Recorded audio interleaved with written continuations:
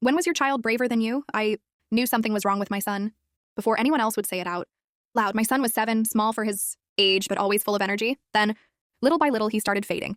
He'd fall asleep in the car after school, stopped bouncing around the house, and started asking for water, constantly drinking it like he just hiked across a desert. I took him to the pediatrician, who brushed it off his growing pains or maybe a bug going around. She told me to keep an eye on it and assured me kids are more resilient than we think.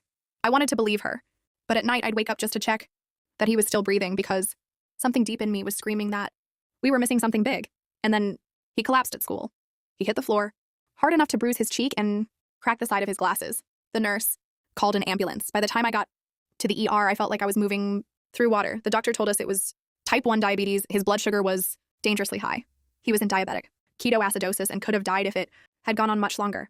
They admitted him immediately. I sat beside his bed while they started pumping fluids into his arm and gave him insulin. His skin looked gray, his lips were cracked, and all he wanted to know was whether I was mad at him for fainting. I told him no, that he did nothing wrong. But inside, I was already blaming myself for not doing more, not pushing harder, not knowing enough. Once he was stable, the diabetes educator came in with a nurse to explain everything. Insulin every day, sometimes more than once. Carb counting, blood, sugar testing, emergency snacks, highs, lows, ketones, syringes, logbooks. I was nodding along, but I could feel my brain fing in on itself. I couldn't imagine my little boy keeping up with all it. It felt impossible. But when they handed him the insulin pen and asked if he wanted to try it himself, he didn't hesitate. He held it in his lap. For a second, looked up at me and said, "If this is the hard part, I want to get good at it now. So it's not scary. Later. Like learning to ride a bike. Without training wheels, right? You fall once, but then you don't."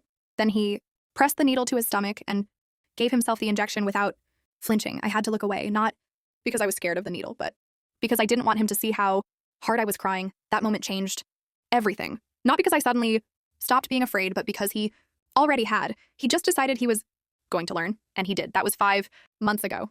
Last week, I watched him show a friend how to count carbs on a snack label before a play date. He keeps juice boxes in his backpack and knows when he needs them. He corrects adults politely when they get his condition wrong. At his last birthday party, he handed me a cupcake and said, "I already boasted for it, don't worry," then ran off to play like it was nothing.